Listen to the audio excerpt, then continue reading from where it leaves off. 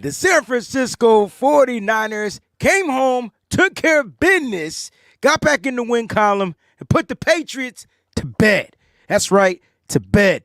The Niners are back to 2-2, 500 football, and they got some reinforcements on the way as they get ready to take on the NFC West. Let's talk about it. It's Therapeutic Monday. Can't wait to hear from you on the Wayne Breezie Show.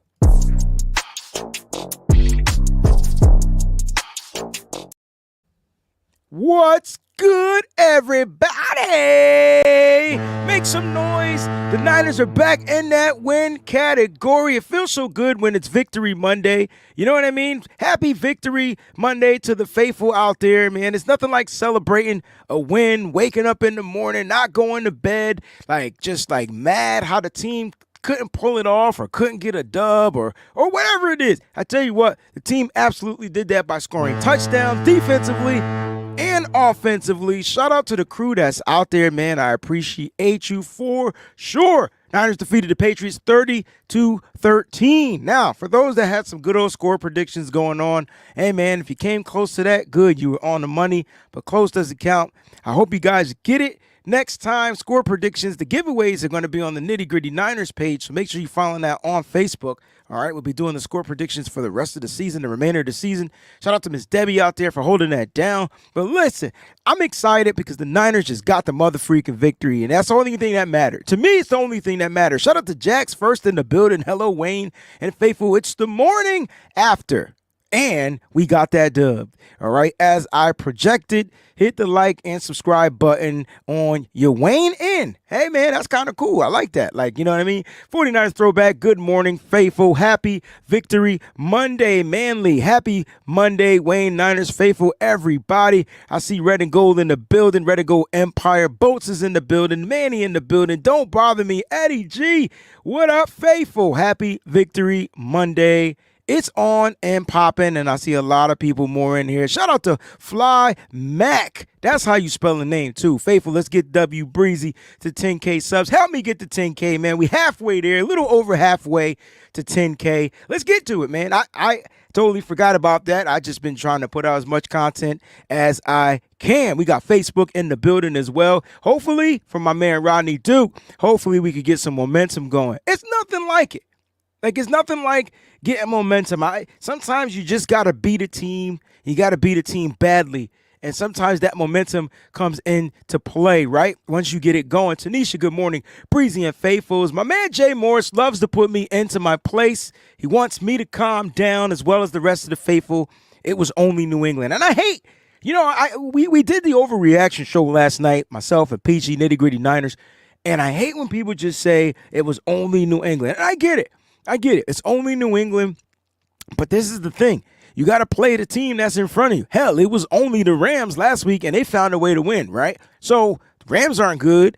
Neither is New England, but we got the dub. So, look, it is what it is. Niners need to get – I think it's more of the momentum they got going. They got it. It was momentum on every facet of, level of football for me. I thought it. Only team thing that got to work on. We got to work on special teams, obviously. It's just a work in progress. That was probably one of the only biggest boo-boos in the game, that and the interception from Brock Purdy. But the Niners found a way to continue to remain dominant throughout the entire game. Even when they struggled in the red zone, didn't you get the feeling dang, the Niners, they're going to punch this team in the mouth, right? They're going to continue to get down there and do what they need to do. All right. They went 2 for 4 in the red zone, but they got there, they got field goals. I said to look at from the bright side, at least Jake Moody got back to kicking field goals again and getting back into watching them go through column, right? So that's another thing. We're not going to worry about it until he gets into another situation where it's kind of like a pressured situation. When we get there, we get there. But he saw 3 go through, and I think that's good. Again, momentum. And I think that's what this is all about, right? Just get my Marty Mark. Let's just keep the wins coming. It's all about winning, right? I mean, at this point, we want to knock cats out. Straight up. Just knock them out. We don't care how we get it done. I don't hear one. Let me say this about the faithful. I don't hear one Kansas City Chiefs fan complaining. They will come into this chat and talk trash about us, but I don't hear them complaining about their team because their team is 4-0. They don't care how they win. They just want to win. This is what we need. We need the Niners to continue to figure out ways on how to win. Each week, different opponent. Each week, different matchup. Each week, different things you got to worry about. This week, past week, they took care of the New England Patriots. Jay got a question. Let's start it off with the question. He says, Wayne, does this defense worry you? I don't get the worrying. Because you know why, Jay? I asked Nick Sorensen. I said, Nick, Nick, this is what I need you to do. Let me turn my mic up a little bit. I need a little bit more volume. I said, Nick, I need you to figure out how to put the players in their best positions to succeed. That just takes growth. For me being from my teacher background, like, you're not going to always get it right. You know what I'm saying? But your job, your role, your responsibility is to make sure you set up your kids, your students to pass, right? Like to succeed. That's passing. And so sometimes they gonna fail a test. And so we watch players not pass certain tests. We watch Nick Sorensen have to kind of like change things up. And I thought in this game, if I had to give Nick Sorensen a grade, which we can, I felt like he was in the A range, not because of what the Niners were doing defensively. They were creating turnovers. They had a total of nine. Nick Bosa had like 7, 8, 9 pressures himself. They had a total of 29 pressures defensively. They were definitely pressuring this team without a lot of blitzing, right? And so I thought he made proper adjustments. He put players in positions to succeed. But you got to give him his props. I got to give Nick Sorensen a round of applause for just listening. Yeah, I think listening is the key. Well, even if he doesn't listen to us, right? He doesn't listen to me. He doesn't have to listen to me. But I think he listens to his players. They're the ones out there on the football field. And so now I don't get the worriness that a lot of people get, but I do feel like at times the secondary is going to struggle if the pass rush isn't doing what they need to do. And you know what? I'm going to be honest. The only thing I really worry about are just like the injuries, because that's when you start to see, you know what I'm saying, like the defense kind of take a dip. And we got to talk about the Fred Warner injury, because that was critical. He left the game at the end of the second half. He ran into the tunnel, right? Or we walked into the tunnel, excuse me, and he never returned. And he said if he could have went back out there, he would have played. And I'm like, oh man, that's not good. Now I don't know. We don't know the severity of the ankle injury. It's an ankle injury. They said it was an ankle sprain, so we don't know the severity of it. But I mean, he must have been in some serious pain, or the Niners, you know how we do. You know what I'm saying? The Niners was like, we got this game in the bag, Fred. Go ahead and take a seat. You know what I mean? We got you. We'll see you next week for the Cardinals. So I believe Fred, hopefully I'm praying that he's going to be all right. But that's the only thing that makes me worry about this team is the severity of the injuries when they sustain injuries. I think at the end of the day, that's it. Fred Warner was the best player on the football field again, and his grade showed that. His grade reflected that. Like Fred Warner is just always like on when he's able to play like freely minded football, man. Fred Warner just be on a whole nother stratosphere of football. And Fred was having a game. And then, like I said, it was unfortunate that the injury happened. You know what I mean? He finished the grade. He had the highest PFF grade of every 49er again. Like the highest PFF grade of every 49er again. So it's just like this dude, Fred, is just always up to task to play really good football. And it was really good to see Fred Warner get out there and do what he needed to do. Now, like I said, I don't know if the severity of the injury, how much is that going to play a role, but let's go over like what Fred Warner did like defensively. And again, like this dude was just balling. Fred Warner, 96.6 grade. Top 5. Here's your top 5 defenders right there as far as grade-wise. Fred Warner, interception, pick six. You heard him talk about the route that was ran, right? And so, like, I'm like, oh, man. And again, Fred is playing, like, this crazy, phenomenal football without his counterpart out there. And you got to deal with DFF. You got to deal with D. Winters. You got to deal with Devondre Campbell, who's more like that strong side linebacker, your tackling linebacker, your run stuffing type of a linebacker. So you got to deal with that. Fred Warner and his pass coverage is just out of this world. Like, and that's what it is. Like, you could tell Fred is just playing on another stratosphere. And I think because of that energy, because of it, everybody's uplifting. I'm looking at these top 5 grades and I'm saying to myself, yes, give me Nick back. Nick Bosa, the bear, small bear, big bear, little bear, brother bear, whatever bear you want to talk about him. It's really good to see him just, like just back at playing. I feel like that upper echelon of what a defensive end does. And you got a chance to watch Nick Bosa really in action yesterday against, if you want to say it was a subpar O-line, okay, but they were doing everything in their possibility to keep Nick Bosa from getting pressure. And it was really good to see him not only get a sack to close out the game, we've seen that before, right? But the strip sack was even better, like the forced fumble. Like, you got to give Nick Bosa his props too, man. Like, the dude is doing his damn thing. You know what I'm saying? Dude is doing his thing. So when you got your top two players defensively just playing like on another level each week in and week out. And it's crazy because I didn't think Fred Warner played good last week. I didn't think last week against the Rams he played good. I thought Nick Bosa had a better game, but like week in and week out, you need these guys to go out there and level up, because I think it levels up the rest of the team. But I want to look at some of these other grades, names that we're not really familiar seeing on, you know what I'm saying? Let's talk about my man Sam O. He's Sam O, right? 92.3. If you've watched my shows, you will know that all I keep saying is call this man up, give him an act. First of all, Sam O made the active 53-man roster. That right there should let you know something. He actually made the 53. The 49ers, due to the roster politics or whatever, decided they had to release him. They would bring him back to the practice squad, all that good stuff, right? And so he's back. Luckily, he signed with us back to the practice squad. He must have known he was going to get his opportunity. He may just be the most underrated 49er player that we have. Outside guy, defensive end, kind of like a tweener. He's doing, you remember this draft pick we drafted back in 2017? Should I say his name? You remember that draft pick we drafted? It was like our first pick in the draft, if I'm not mistaken. And he played defensive end. He played outside, and he was kind of like a tweener. Anybody know his name? I can't remember his name. I'm lying, but I can't remember his name. I feel like the 49ers got what they thought they were going to get in that particular player. Don't you put that name in this chat. I know it's coming.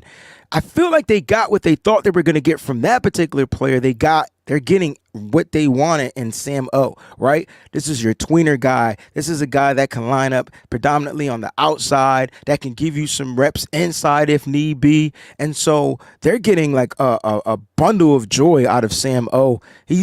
Every time he's played, I said don't put the damn name in the chat. See, y'all so hard-headed. Look at how hard-headed you are.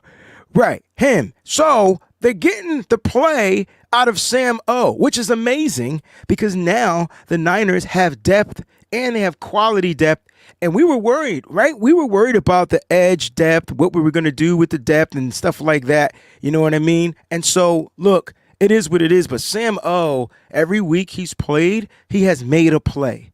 Every week he's played, he's made a play. He got his first sack last week, right? He is off the ball, forced to fumble this week, right? Remember I said Ramondre Stevenson needs to fumble the ball? Well, Sam O made sure that mother freaking happened. Like, this is what I'm talking about. And so this is why, to go to my man's question earlier, I'm not worried about the defense, especially if I'm getting quality play from the non-starters. That's key. Kevin Givens, 2.5 sacks in this game. I don't think Kevin Givens had 2.5 sacks in his career. Kevin Givens had 2.5 sacks. He's not even on this list because we had to talk about the rushing. We're not going to talk about run defense, but that's a whole nother question. But the Niners' run defense held them. Look, the Niners' defense was on point yesterday. They gave up some first downs, right? They failed a couple of third down conversions getting off the field, right? But overall, man, they were balling. Isaac Yiadom had one of the best PBUs in this game. He's been a guy that teams, I feel like, has been picking on. Oh, I can't wait to watch the film because I need to see what the formations were. live watching the game. I'm freaking reporting and tweeting and whatever, so I'm not really paying attention to the formations. But Yadam's really good when they're not in that stupid 3-by-1, which teams do. So that's been our Achilles heel. That's why I said, look, I know it's the Patriots, but they do some things offensively. I think the Niners were able to tee off the majority of the game. And get ready to get y'all takes off, because I can't wait to hear from you guys out there. I'll be posting the link in the chat very shortly, but I just wanted to go over some grades. Deommodore Lenoir had a stupid, dumb penalty called on him. If not, he would have probably been in the 80s or 90s with his grade. I thought he was the best cornerback out there on the football field. Unfortunately, there was a ticky-tacky, weird call to where, like, I'm still asking the refs. I rarely curse on Twitter. Rarely. Like, because I don't put that out in the atmosphere like that. But I had to drop one of the A-bomb. You know what I mean? Like the refs were literally the whole game, like 6 penalties, 43 yards. Like they were straight up that game. Like they were making up penalties, in my opinion. I thought the George Kittle was bogus. I thought the you know what, refs, for the 49ers, you guys were a bunch of bullshit. Straight up. Bullshit. You know it. Say it again, little fella. Bullshit. Yeah, man, that's what they were. Like, it was weird. Like, I'm like, refs, come on, refs. Y'all making up stuff. You know what I mean? At that point, y'all making up some things. Let's talk about the offensive grades, because the 49ers, oh, snap. I see some questions coming in, so I'll make sure I do my best to star them as I see them coming in. I gotta make sure I keep both eyes open, like, you know. But Dominic Pony, again, this dude, Dominic Pony, 0 pressures in this game he gave up, okay? Look at that. Look, it's 3 starting offensive linemen graded with 80s and above. 3 starting offensive linemen, 80 and above. Let's talk about this, man. Dominic Pony, the rookie, out there handling his business. Trent Williams doing what he does. Good to see Trent Williams have a good bounce back game.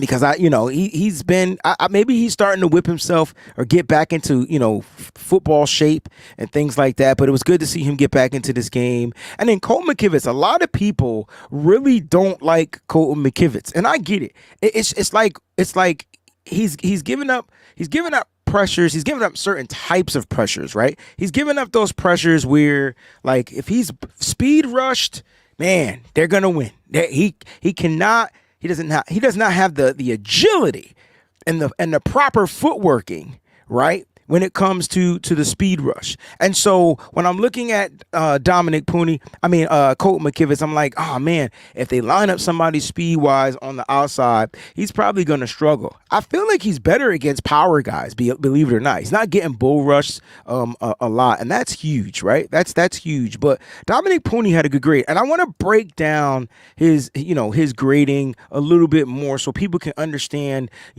where he was and what he did. And so when I look at the grades, I got to look up both pass blocking and run blocking, right? And so when I look up pass blocking and run blocking, I want to see where he is. So pass protection is where he typically is better, right? He's literally a little bit better in pass pro, depending on the type of rushers. He played 31 pass blocking snaps, 31 run blocking snaps, so that's a total of 62 snaps. So look, he finished with a 74.2 pass blocking grade, and he gave up the 1 hit. And I know a lot of people are going to be like, well, Brock Purdy evaded a lot of the pressures. The pressures are pressures. Brock Purdy, the offensive line isn't the only reason why pressures were allowed. I want people to understand that wide receivers got to get open. So when Brock Purdy drops back, if there's nobody open, I mean, you don't want the offensive line holding, right? So they have to let the guys through. They can't sit there and block for 6 seconds. It's just not normal. It's not real, right? But Colton McKivitz, 74.2 pass blocking grade, and his run blocking grade, he was number 1 in this game. He had 83.3 run blocking grade. 83.3. So in this game, because the 49ers rushed for over 30, 40 yards in this game, if I'm not mistaken, like, that's what you need. The Niners are always dominant, right? The Niners are always dominant when they can freaking run the ball. Niners had 148 yards on the ground off of 32 carries. 32 carries. This is what makes the Niners dominant. I don't know. Kyle Shanahan talked about getting Brock Purdy's going to be more of a pass guy this year. This is that and the third and all that good stuff. But look, Niners are dominant when they run the ball. They prove it. I think the offensive line likes it when they run the ball. There's certain types of runs I would like for the offensive line to do. I mean, the running backs to do. Kyle Shanahan to draw up, which I think favor in the offensive line. A lot of that toss stuff, toss sweeps, toss crack tosses. All those tosses are just a little bit too many tosses for me. But I like when they're able to stretch to the right side, stretch to the left side without the toss. Like Jordan Mason is a better running back when he has the ball in his hand because his vision is automatically like activated. But when you toss the ball, I feel like he's concentrating on catching the ball first, and it just takes his vision out, and he's not able to get to the outside zone as quickly as if he had the ball already in his hand from a handoff. I think that's something that they need to work on. But the offensive line, I thought, played relatively decent. They gave up a total of 6 pressures this whole game. You got to give the offensive line some love. We're talking about going against, hold up, wait a minute. We're talking about going up against a dominant, to me, defensive pass rush. We're talking Josh Uche. We're talking Keon White. We're talking guys, right? They got some dogs, okay? Let's not keep it twisted. The Patriots got a pretty damn good defense, and that's what's keeping them even afloat in most of the games that they've been playing in. Remember, the same Patriots team that we beat as the team that should have beat the Seahawks, but the Seahawks won in overtime, right? 23-20, right? Same team that beat the Bengals, same team. They got blown out by the Jets. They got blown out by the Niners. So they got blown out literally by 2 teams. But overall, I think the Patriots will find a way to figure things out moving forward. But the Niners got to take this win, and they got to continue to just look forward to the next player. Like, take this win and keep it moving, you know? Like, that's how I look at it. Ronnie says, Breezy, when does the Ricky Pearsall window open? So, honestly, it opens this week, right? So, we're going into week 5. All right, so week 5, the window opens. When will he return? Well, the Niners will have, if I'm not mistaken, they have 2 weeks to activate him to the active roster. If not, I believe he has to remain on the IR. So we'll see what happens with Ricky Pearsall. But the Niners do, and I repeat, they do have 2 spots. Okay? They do have 2 spots. So I'm curious to see what the San Francisco 49ers are going to do because they have 2 active roster spots that need to be filled. I think one would be Ricky Pearsall. I don't think they let go of Ronnie Bell. Like, a lot of people want Ronnie Bell cut. I don't think they have to unless they let my man, they just straight up just say, Sam O, you're making it to the active roster. Boom, boom, boom, boom, boom. And, we'll see what happens from there. But the Niners still have 2 spots open. I think one will be for Ricky Pearsall when he's ready to return. And, we'll see what happens with Dre Greenlaw. Will he remain on the PUP?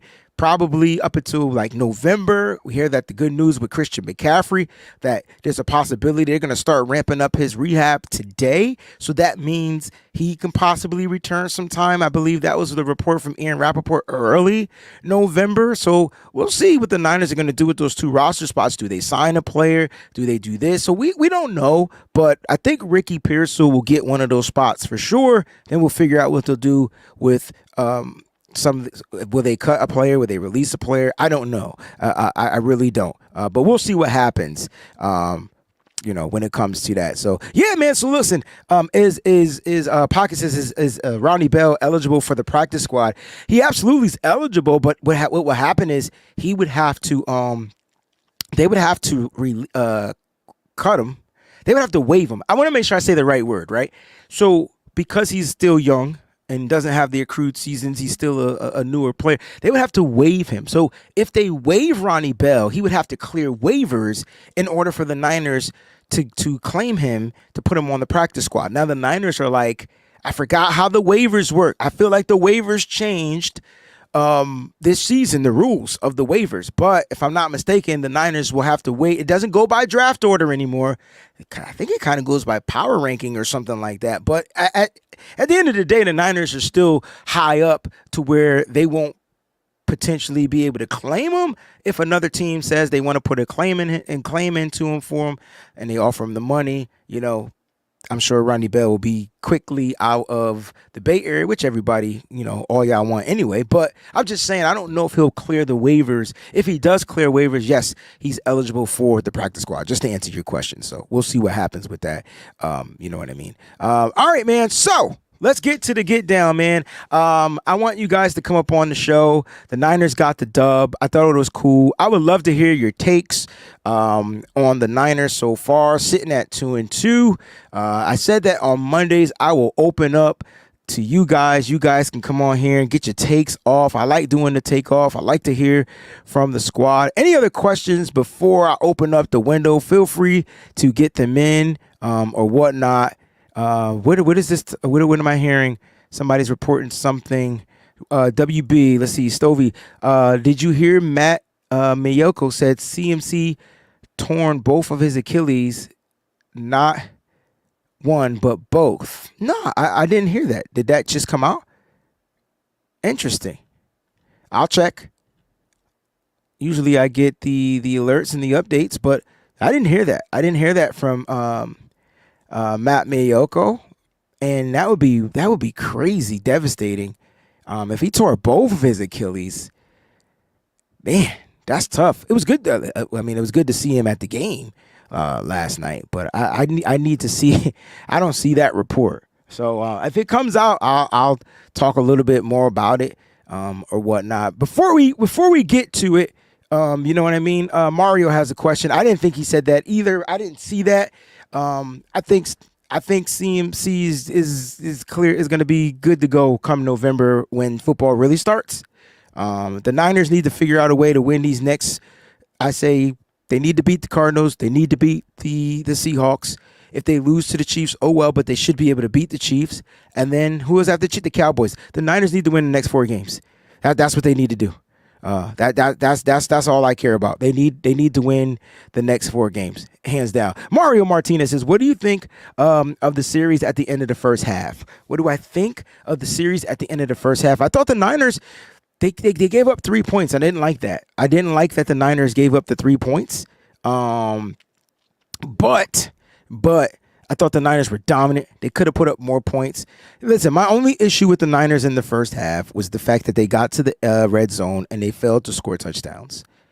And I think at the end of the day, like you gotta find a way to capitalize touchdowns. Field goals are good. Field goals are supplemental. Field goals should happen if you get down there, you get a couple penalties, blah, blah, blah, blah. Now you're out of kind of like scoring the touchdown range and things like that. And not that you're settling for a field goal, but you live for the next drive. I'm okay with field goals and that. But you can't get down to like the 5-yard line, 6-yard line, 10-yard line, and not find a way to punch that mother trucker in. I think that for me is where I think the Niners got to figure out a way to work on it. I know it's I know it's not as easy because they're missing like a CMC out there, which is going to account for linebackers to have to cover and things like that. So I know it changes. CMC was the reason why 49ers in the red zone were pretty damn dominant last year, and now you can see why they're struggling in the red zone. And so like all those fade toss routes, the routes from the wide receivers, they're going to be covered because they're not worried about covering somebody out of the backfield like a Christian McCaffrey. Maybe the Niners find a way to put Debo back there, change it up a little bit. I think Jordan Mason needs to get more targets.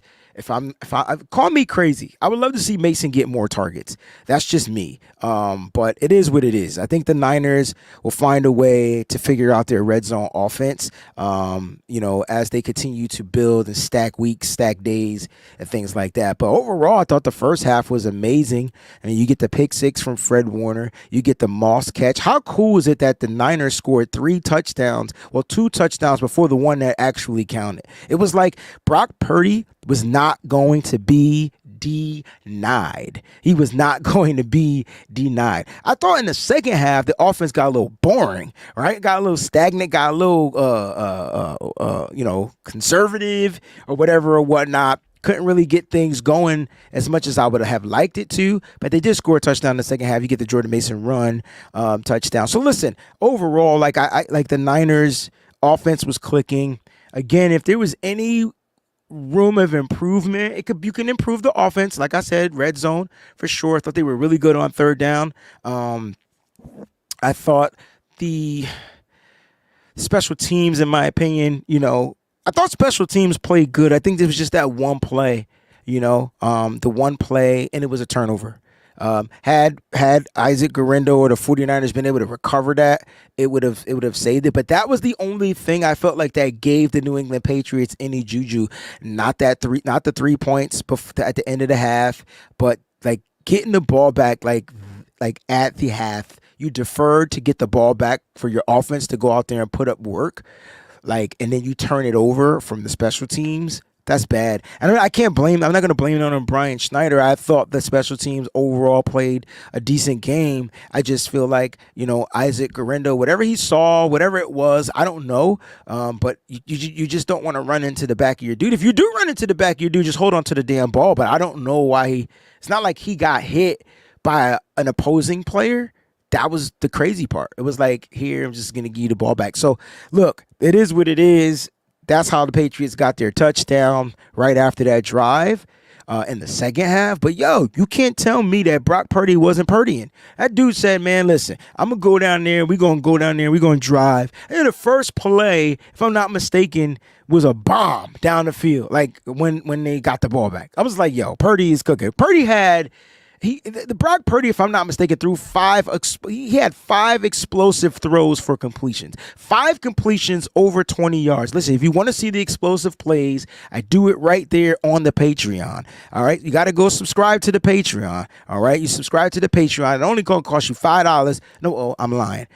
To get the Brock Purdy throws, only going to cost you $5. But if you want to see all the explosive plays from the offense and the defense, you pay the $20. You get all that good stuff. That's why I do my film breakdown. I don't do it on YouTube anymore. But listen, it's so cool to watch Brock Purdy just say, hey, play action, chuck it back, boom. And the only bad throw from Brock Purdy, hit a bad throw and a bad read. It's a big difference for me. Only bad throw was the bomb to Debo. Thought that was severely underthrown. Debo had to kind of stop in his track to catch that ball. He had to slow down. He didn't stop. He had to slow down to make sure he caught the ball. But if that ball was thrown like the one to Juwan Jennings a little bit, later on in the game, Debo would have had a touchdown, walk-in touchdown, because he had his guy burnt. And then obviously throwing it into the double coverage, not seeing the safety come over, him waiting too late to pull the trigger. I'm not sure why Brock is waiting to pull the trigger, throwing it to Brandon Ayuk. It's the second time in a row, second week in a row, he's afraid to pull that trigger. He didn't pull the trigger last week against the Rams, which would have been a touchdown, and he didn't. He waited late to pull the trigger in this game and ended up throwing an interception. So those are a couple of things I think offensively Brock needs to work on offensively, but the offense still dominated defensively. What did they do wrong? Somebody tell me what the defense do wrong. I know what they did wrong. Penalties, dropped interceptions, little things like that, right? They got to fix that. And then obviously special teams is where the major errors were. That's it. So overall, the Niners did what they needed to do, and they got the dub, and it's the only thing that counts. Now, I promised you guys I was going to get you on the show. If you want to come and get your take off. If not, I'll talk for another 30 minutes. I have no problems talking. I prepare to do that. Do an hour show, 45-minute to an hour show. The link is inside the chat, so whether you're on Facebook, whether you're in whatever, all you got to do is click on it. Now, listen, please, if you come on, make sure you look presentable. You could use your cell phone, all that good stuff. But if you want to get your take off, man, I'm so happy to hear what it is you have to say about your San Francisco 49ers. You'll be on one at a time, and it'll be fun. So make sure you click on that link. Let's have some fun with it. Niners, again, defeated the Patriots 30-13. They put them to bed. The Patriots shouldn't have even had, 13 points. It should have been 9 points. It should have been 9. Did he miss a field goal? No, he hit a 61-yarder. That junk was crazy. 63-yarder, if I'm not mistaken. I'm like, why couldn't Joey Sly do that when he was a 49er, right? He missed everything. He missed and we cut him. I remember. I got my man King Vaught in the background. Let me get him on here. What's going on, baby? What's going on with it, Big Doc? I'm doing good, man. Having a good time, man. Celebrating on Victory Monday. How you feeling, baby? Man, I'm feeling wonderful, man. These past couple weeks been rough. So for us to come out and handle business, man, it's wonderful. It's wonderful. That's what I like to hear. That's what I like to hear, man. Listen, you here, man. I can't wait to hear what you got to say about your team so far. So go ahead and get your take off, dog. I mean, first thing first, we played an inferior opponent. So what we did Sunday, we were supposed to do. So I'm not really just too high about it because there's a team you're supposed to dominate them. However, it felt good to look the way we looked coming off the past couple of weeks, especially the Rams game, where that we just basically gave that game away. But the defense stepped up. It played well. Offense played well. Brock is showing people that I'm one of the best quarterbacks in the league. If you still think Brock Purdy not one of the best quarterbacks in the league, you don't know football. And that's just point blank period. I'm loving what I'm seeing from Jordan Mason.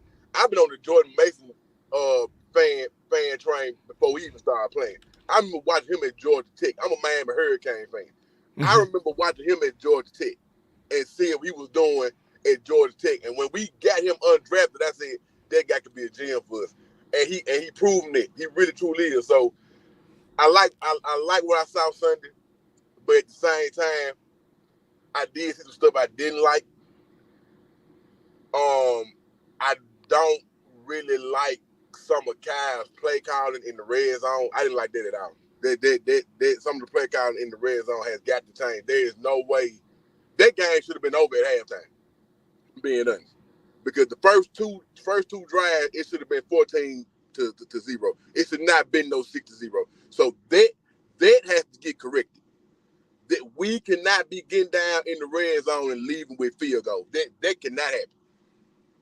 You know what I'm saying? I do. They just need to hear it from somebody other than me. And the fact that you saying it is important. Yeah, man, because that's inexcusable, man. Like against the Patriots, okay, yeah, you can do that.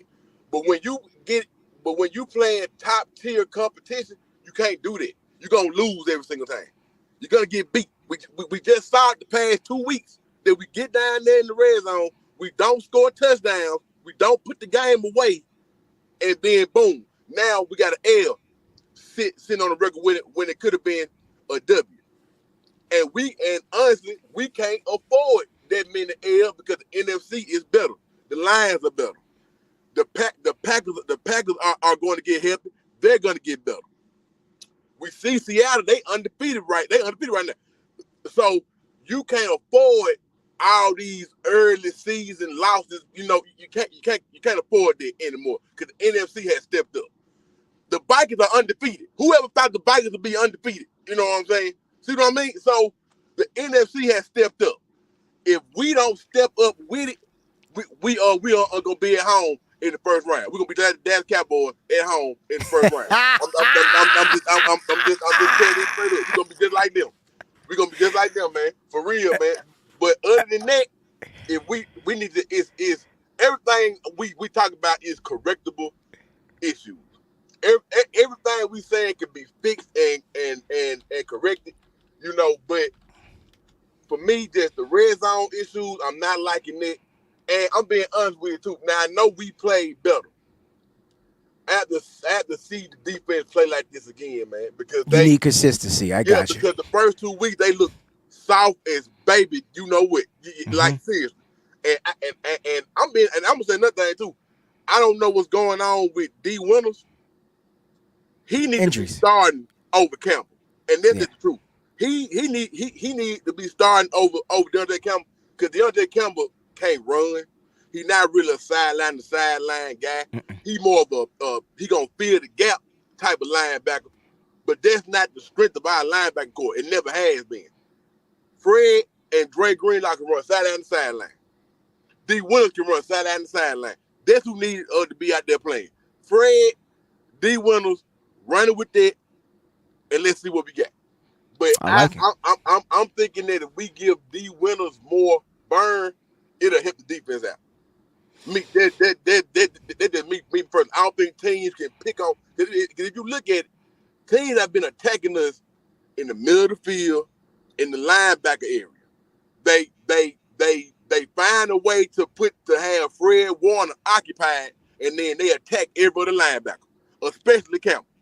They go after him every single time. So I feel like if you put D. Winners in that spot, younger, more athletic, can run. He does bring that physical attitude that Dre Greenlaw used to bring. He does bring that with him. I feel like he ought to get some more burns, some more snaps, and let this see that play out. But other than that, good win, loving victory Monday, you know. But like I said, man, it's small stuff that gotta get fixed. But if you don't fix the small stuff now, it turn into big stuff later. Bingo. Thank you for that take. King Vop, appreciate you for joining the show, man. I already bang, bang, 90 game. Faithful to the bay, baby. Let's get it, baby. Peace out. I got my cousin Snoop in the background waiting to join. Cousin Snoop, what's going on, baby? What's happening, man? Hey, man, just celebrating this Victory Monday. I feel like it's been a long time. You know what I mean? It's been a long time. Hey, it feels good to be back in the winner's circle, though, right? 100%. 100%. 100%. So give me your takes on this 49ers team after the first 4 weeks. How about motherfucking Brock Purdy? How about it? Come on, man. Come in and doing what he's doing. He's distributing the ball all over the place. He's trying to keep everybody in the game. He ain't favoring VA. He ain't favoring Debo. He ain't favoring Juwan. He's trying to dish the ball out. He's giving it to Kittle. He's trying to see everybody. And this is a young kid coming into the league, and everybody wants to, because of where his draft was at. But, man, look at this kid just coming out here balling and giving us the quarterback that we've always wanted. Did he make mistakes? Yes. But everybody going to make mistakes. Can't major on those. You got to just keep growing and keep moving, man. I got to give it up to him. That pass that he threw to Kittle probably wasn't the best decision, but good thing we have somebody like Kittle.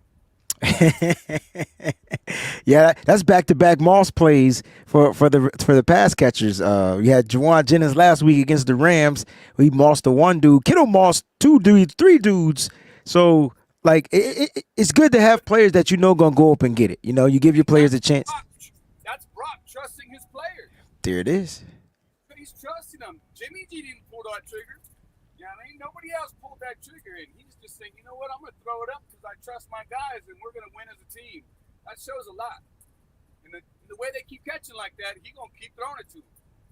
Yeah, the confidence that he has and the guys is going to continue to build and stack. So that's a good point, man. Brock's playing phenomenal football. He's the leading leader in passing yards so far this year. I'm sure he's leading in mad other statistical categories as well. He doesn't lead in the touchdown categories. You know who leads in touchdowns in the NFL? You will never guess who's leading in touchdowns. Passing touchdowns? Passing touchdowns. Is it Sam Darnold? Sam freaking Darnold. You can't make this shit up, right? Like, you're former 49er. I think the best thing that happened to Sam Darnold was him coming and sit behind Brock. Like, nobody's talking about how thorough, like, Brock is. Sam said it was good to sit behind Brock to learn how he mentally prepares for the game. This is that and the third, all that good stuff. And now look at Sam Darnold. Ain't looking back at any season. He was in the back with his little pen and the paper, writing down he was taking notes, man. Taking notes. Taking notes. And, it benefited him. I hated to see him go, too. I liked him as a good backup for us, but kudos to him. But he got blessed to be behind Kyle and Brock and do his thing, and look at him. Kudos to him. That is. Kudos, man. And he's not – I wanted to, like, downplay, like, oh, they ain't played nobody, but they played – some pretty strong NFC opponents already, and they're rolling. Yeah, I mean, the Vikings are doing what they need to do as of right now. Getting us early. The Niners, it is when we look at the Niners, man. You got to factor in some key injuries, but they going out there and they just got to figure out how to grit some of these games out. It's not going to be all. To me, when I look at the Niners, teams they're going to blow out every single week. That's not how our team is even built. We got to figure out how to win those gritty games. If there was anything I could say over these past 4 weeks, they got to figure out how to win the games that's going to go toe-to-toe, that's going to go pound for pound. They got to figure out those. They could figure out those games. Man, the Niners would be the most dangerous team in the NFL again. I agree. But I'm not opposed. That's who we are. That's what we do. We've done that before. We started out last year 5-0 and then ended up losing, we're still going to lose games. I mean, we lost 3 straight last year. It's hard to go undefeated in the NFL, so we're going to lose some games, but we're back at 500, back in the winning circle. Oh man, Fred Warner, what the deal? Fingers crossed that we don't lose him, man. Yeah, it looks like an ankle sprain. We just don't know the severity of it, like the grade. But he couldn't come back. To be out, yeah, to be Yeah. out the whole second half is what worries me. I get That- he looked fine, he spoke fine, he felt confident, but that's just because he's a baller. So I hope we don't lose him. I'm looking for Mustafa to plug the hole and put that hit on Connor coming up. He better, because he missed a wide ass open hit on, was it Stevenson? I was like, wait, it was third and long. And he just said, go ahead, man. You catch the ball on the flat. I'm just not going to tell. He was in position. He didn't have a good game, but he's a rookie. First start, get the jitters out. If you're going to make that transition, make it now. It's early. And I guarantee you by week 7, 8, 9, he's going to be in full swing. I'm high on Mustafa, bro. Yeah, me too. Devo needs to stop going low right there at that goal line. He would have squared his body up and hit, I don't know who the New England's tight end was, but he took him low and he jumped in and he dove into the end zone. Mm-hmm. But Demo needs to square his body up. I mean, I get it. He's a corner and he's a tight end, but hey, it's time to play football. You got to make that stop. I hear you. He's a small dude, though, but I hear you, man. Demo, square that body up, dog. Square it up, man. Square it up. Yeah, well, no, it was good to be in the winner's circle. That's what I wanted to say.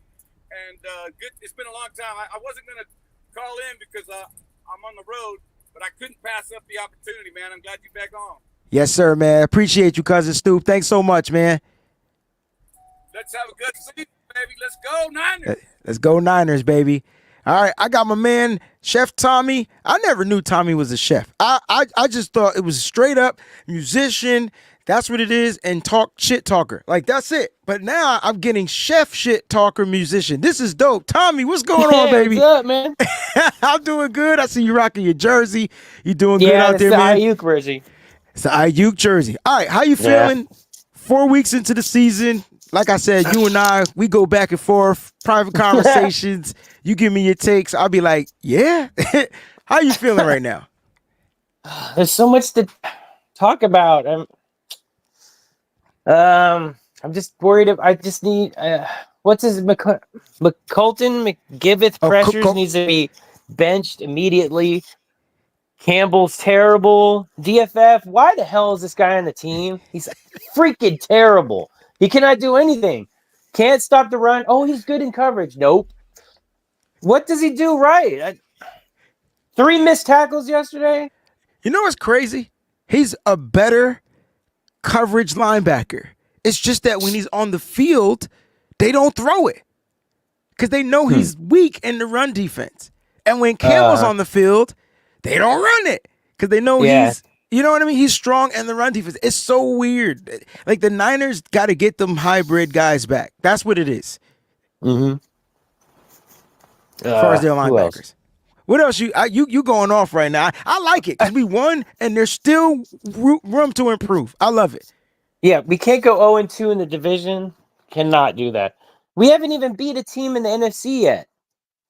So if we don't win the division, then that's going to be bad for the record to get into the playoffs. So that's a fact. That's a fact. We got Arizona. The good news is we got Arizona coming to us. Yeah. I think the Niners winning yesterday was all about getting a win at home, getting back to home, like just getting back to home, coming off the road, finding a way to band back together. You got a lot of players that played relatively decent on yesterday, and now it's like, let's do it again. Let's do it again. We got this win. We're back in the win column, and the Niners, I think they're going to be prepared for these Arizona Cardinals. Are you a little nervous about that game? With the run defense a little bit, and if Warner's not in, if he's injured, that's going to be bad. That's going to be tough. I didn't even think about that. I forgot about James Conner just that quick, and Snoopy just mentioned James Conner. Jeez, that guy's a maniac. Yeah, he's a hard runner. But I'm hoping. Okay, so let's just hope we get Talanoa Hufanga back. right? Because that's a guy we're going to need up Yeah. around that line of scrimmage. That'll help against their run Mhm. game. Got to figure out because I gotta do my players that I gotta focus on. So Marvin Harrison needs to be Yep. bracketed the whole game. I don't care Yep. if the other dudes go off. You take him out, right? And then they gotta contain Kyler Murray. Like he was Yeah. contained yesterday. Kyler Murray actually completed 73% of his passes yesterday, Damn. but he just wasn't dynamic. Like they were losing. They lost. The Commanders were just too much. I need the Niners to come out and be too much. And I think they did that yesterday, and I think they could do it again against that Arizona defense. I think their defense is where they struggle. Yeah. We were worried about the Patriots defense, and they're going to run the ball. So, and now I'm still pessimistic, but we got to be happy that it wasn't a close game. We made a statement, beat up on a bad team, like the Cowboys do. But no. Your Should have beat connection's up on the going. Giants. Your connection's going a little in man. and out for me. I can't really grasp what your concept of what you're saying, Tommy. But like you said, we beat up on a bad team. We took advantage and we did what we needed to do. Now we just got to do it again. We just got to do it again. Let me ask you this question. I don't know if you'll be able to answer it, and I'll ask to everybody in the chat. Who does Seattle play tonight? I forgot. Just that quick. What if they get blown out tonight? Does that bring Seattle? the high? Yeah. If they get blown out tonight, does that bring the high? Because Seattle's the best team in the division. Does that bring the team the highness a little bit just of what Seattle does? They're playing Detroit. How can I forget that? Yes. So Detroit's a good team, but Detroit's missing a lot of key pieces. Nobody's talking about that. Is that right? I think it's going to be close. Frank Ragnow's not playing. They lost Marcus Davenport for the season on defense. They're going to be missing some key pieces. So it's going to be a little different. You know what I mean? So, look, all I know is Niners got the dubs, the only thing that matter, and now it's time to prepare for Kyler Murray and the crew because they're going to come in, and I need to see us contain them. Yep. That's it. You got to find a way, keep his little ass in the pocket, and I'm with you. If Fred doesn't play, because we have to honor that. We don't know the injury status.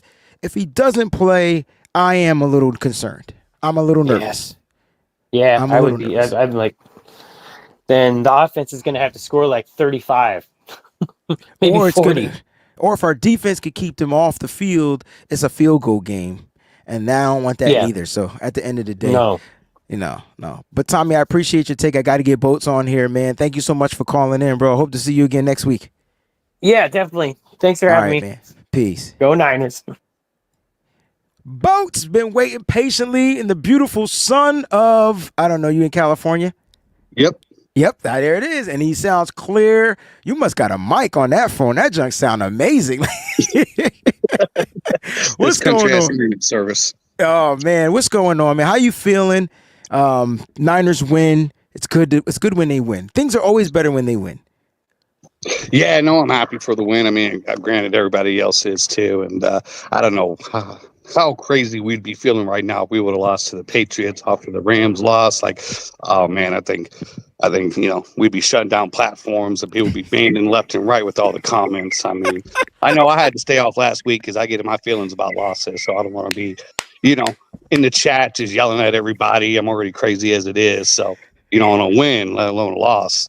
But I think it may be a blessing in disguise, really. A lot of teams start out really hot at the beginning of the year. They go 5, 6 games, 7 games. Look at Philly. They won like 10 games in a row, and then they hit that slide. And it's always at the end of the season, too, when you're most tired, you're most beat up, you're most banged up, you have the most pressure on you because now you have the playoffs coming down upon your neck. You got the fan base is riled up. So I think in a blessing that coming in takes all that away from us. We know every game has to count. There's no, just because we had success last year and the year before that and the year before that and the year before that and the year before that for all those Kyle haters, this season wasn't guaranteed. And just because, we came in feeling good about ourselves and we thought, okay, we're going to get back to the Super Bowl again. reality smacked us in the face a little bit. Guys want to get paid. Guys got contract issues. Lord knows I said my piece about that. The team was just a little discombobulated coming in at the training camp. The Pearsall shooting really kind of changes people's perspectives, knowing that one of your teammates almost died. That kind of messes with your mind a little bit. And I think it helps some guys refocus on how important, like for Trent, just how important this game is. I mean, you only get so many games in your NFL career. And I get it. You get millions of dollars in the rest of it. But you know what? You only get so many games in your career. And those games matter, because when you're 40 years old, you're going to be thinking back about all those games you should have played in, you wish you could have played in, the rest of it. And so I think that kind of helped reset the team. And so I actually think we're going to do good going forward. I think we get a lot of the ego, the humorous side of it all. And now we just know every game we got to knuckle up and play. I mean, it don't matter if it's the Patriots. It don't matter if it's the Cardinals, if it's the Chiefs, it's the Cowboys. The records don't mean nothing. And so guys just got to get back to that mindset. We got to grind every game, get back into the film rooms. There's no days off. We're going to make it happen this season. We're going to have to make it happen, but it starts with each and every game. And, and coming into the Cardinals game, if we were 3-1, I'd be more nervous. If we were 4-0, I'd be really nervous because that's when we start overlooking things. But Cardinals, we know they play us tough every year. Don't matter what their record is. They play us tough. And with us being 2-2, Seattle sitting there at 4-0, we kind of dug ourselves a hole. So I think we're going to come out sharp for the Cardinals. If Fred doesn't play, that scares me every game. Fred's just such a game changer that it doesn't matter who we play. If he's not in the lineup, that's a big hit for our squad. But I think Fred will be fine. We all seen him kind of jumping and hopping around on the field a little bit. Didn't look like anything too serious with that ankle. He wasn't carted off. He wasn't taken straight to the MRI machine. Nothing like that. So I think I agree with you. It was like, hey, we got this game in hand. Fred, your ankle's a little sore. Take it easy. We got a long season. There's no reason to rush you back into the same with CMC. Mason's running like a madman right now. Why rush CMC? I don't care if the dude only plays 2 games this year. As long as he's ready for that playoff run, we're really going to need it. So I'm looking forward to it. But I do got a question for you. With Collins coming on and looking so good, why is it other guys have such a hard time their first year in our D-line? Hargrave, Floyd is kind of, I don't know, 50-50. Floyd really hasn't impressed me. I had higher hopes for him. Maybe that's unrealistic on my part. He had one good play where he almost strip sacked he got there yesterday, but he got the ball off. Mm-hmm. And but it just seems like other guys struggle hitting our D-line year one. But you guys got like Collins, they come in and man, they just dominate, it seems like. So I'm just curious on what your take. Will Floyd get hot later on, or is he just going to kind of have a down year compared to his past 4 10-sack seasons he's had? Both, that's a great question, man. And the way I'm looking at it, I think playing in this Y9 is more difficult than what we think. Like I know it's just as far as spreading out the alignment of the front 4, but those are big ass gaps. Like when you look at it, like they're not normal size gaps when you grew up playing Pop Warner to high school to college. I mean, like if you're in the Y9. It's about speed from your linebackers, and so you're missing that element too because this most speediest linebacker is freaking Fred Warner, and if them linemen ain't soaking up them blocks, I think that's the biggest key. I think when you look at a Leonard Floyd, doesn't come from a Y9. He came from a rotative position out from Buffalo, and he was dynamic because he was fresh off the bench. He was like a pass rush specialist. So like, how they're using, Buffalo's using Von Miller as of now. Before, Von Miller was the every down guy, but now he's a pass rush specialist. I think if the Niners had more of a solid end and then they brought in Leonard Floyd, you get higher production, but they need Floyd to start out there. That's what they got him doing. As far as Hargrave, he was coming in. They played a different type of defense over there in Philly. And so, yeah, he was dynamic and dominant, but you had the other guys soaking up doubles, blocks, all this type of stuff with less space in those gaps. And I don't know. I don't know what it is. I just know that I never was a fan of the Y9. I understand it. It helps pass coverage. I understand. I get it. I just never was a fan of it because if you don't have the exact pieces you need, you're gonna struggle at times. The pass rush is gonna look obsolete. And we're getting pressures, but we're not hitting home. So yeah, we could get 29 pressures, but only 6 of them were sacks, which is a lot. But you get what I'm trying to say? Like not even a lot of hits, mostly hurries. So we got it. I don't know why those guys are struggling. Collins just seems like If you look at Collins, that dude he has moves. Like this dude is karate chopping the air. Like like and the guys are like, oh shoot, like they don't know, the offensive line don't know what to do. So like he's got moves. He's skillfully blessed. I don't know if that's what Hargrave has. Hargrave is probably more of just a bull straight up pass rusher, but that's not what they're asking him to do. You're asking him to stop the run. You're asking him to do a whole bunch of other stuff on this 49ers defensive line. And unfortunately, he's injured this year. I really wish we could have got a full season out of him, but we won't know until next year. But right now, we have to be happy. We also lost Jordan Elliott in this game, but Kevin Givens stepped up. And again, he's a rotative piece. So now I'm starting to get a little worried about that defensive line in the interior. But I love what I saw from Evan Anderson. He's another space soaker. So if you're going to put these guys in the wide nine, give me two big fat guys in the middle to at least they could soak up some of that gap. Like, you know what I mean? And I think that was the difference. Hargrave wasn't a huge big dude. Look at Collins, bigger. Look at Anderson, bigger. Maybe that's what it is. Maybe it's just the size and then being able to fill up the space, and some of their get off is a little different. So we'll know next year when it comes to Hargrave. And my last bit will be about the safeties. I actually, as much as I love Mustafa, I killed me when he dropped that pick yesterday. He would have been so stoked to get that pick as a rookie. NFL interceptions are just a rarity. So I felt really bad for the guy. But I really think we're better off with Brown and Huff. As soon as Huff gets back, and it's all depending on Huff and how he looks, but I think Huff and Brown are just our safeties of the future right there. I mean, those guys already took us to a Super Bowl. They made Patrick Mahomes work. Brown's already picked off Patrick Mahomes in the Super Bowl. I mean, you talk about a high pressure clutch moment of your career. You're picking off, probably the GOAT in the Super Bowl. So I like that experience. I like what he has. I don't think the games will be too big for him. Mustafa, I don't know, rookies and safeties just always scare me. One blown coverage costs you your whole season, as we've seen with Richard Sherman in the Super Bowl. And it does. So I'm just, I err on the side of caution. I'm like, let's keep our studs in there. Huff's been around. He knows the game. He doesn't get his nerves don't get the better of him. Brown's the same way. Let's give Mustafa time to be that rotational piece. Come in, play special teams, just get his feet wet. I mean, no sense in rushing the guys. NFL's complex. It's a hard game. It's a huge changeover from college for a lot of these guys. And I know shiny new toys are fun to play with, but sometimes if you just leave them in the closet, they're better off for next year and start breaking them too early.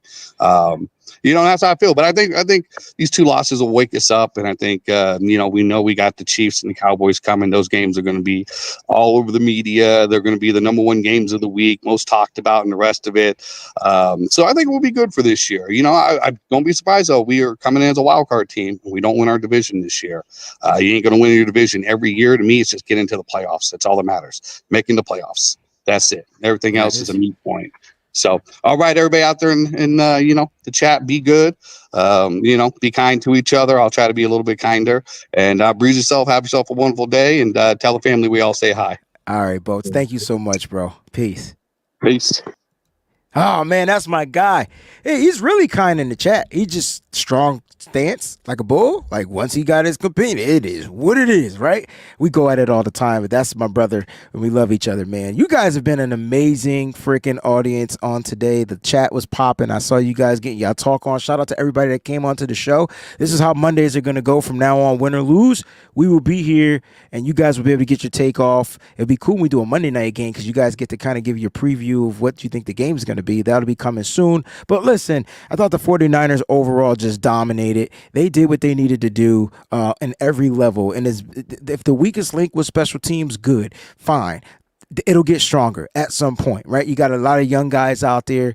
It'll get better. My thing was they found a way to overcome that adversity and they didn't really look back, right? Brock Purdy comes in on that very next drive, gets the ball down the field right away. It might have been the play to Debo, if I'm not mistaken, or one of the Jennings bombs. But anyway, and they score. They get it down there. They get a touchdown, and that's what I'm talking about. They clapped back. The offense responded. The defense stayed stout, right? I mean, they gave up, 13 points? points. I mean, and one was off of the turnover from special teams where their backs were against the wall.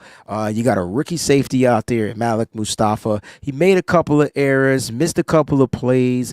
Overall, like Boat said, it was really good to get his feet wet. Let's just hope Huff comes back healthy, and that way you could continue to rotate him into the game. I thought the 49ers overall just played a good football, and if I had to give them an overall grade, it's definitely a solid B+ for me. I thought overall they played decent enough, B+ to the A- range. But, you know, some of you feel like they beat an inferior team, and that's fair. I think they beat the team that was put in front of them, and they did what they needed to do. They need to do that every week. So let's see what happens. We'll be previewing Cardinals all week long. I got the BAM show at 4, Nitty Gritty Niners tonight at 9 p.m. The whole crew should be there.